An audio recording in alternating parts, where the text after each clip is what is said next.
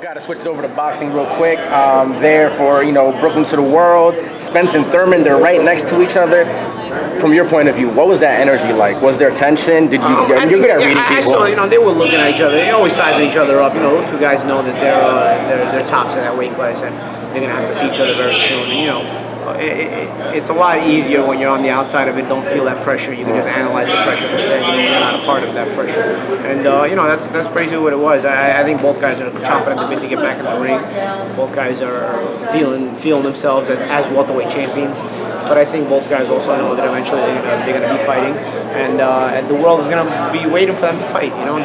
That's one of those fights like a Joshua Wilder, Spence and Thurman. Those are fights that should always get that crossover appeal. As long as you market them, everybody will want to watch them. They're just too good of fighters to not be wanting to watch. And it's just a matter of putting the sport up in the forefront and letting people know, and then people having the interest to cover it when maybe they wouldn't usually cover it, and just convincing them that, this is what, if you're going to cover something, these are the ones you want to cover. Speaking about Wilder and Joshua, right? So you have Wilder, who's got more pro fights, and you got Joshua, who got the knockout against a future Hall of Famer Klitschko. Early on, and that maybe a fight you're going to call, so I know maybe you can't give your opinion, but do you like somebody right now? I think both have great advantages. I think Joshua's more overall set in his style.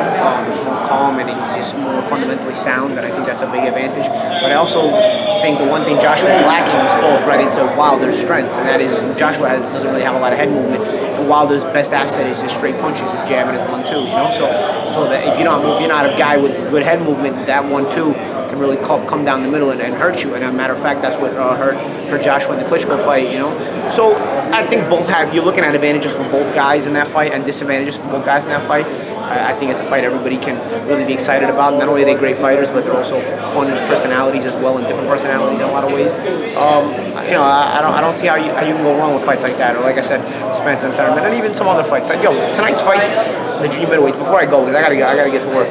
Tonight's fights is this big situation. Is a key situation. One of those instances where the junior middleweights have too many good fighters, but not enough stars. So this is a card where guys are excellent fighters. I mean, a weight class, I don't know that I've seen a weight class this stacked. It's kind of like a solid top 10, top 15 this weight class. It's crazy that there's this many good fighters in this weight class.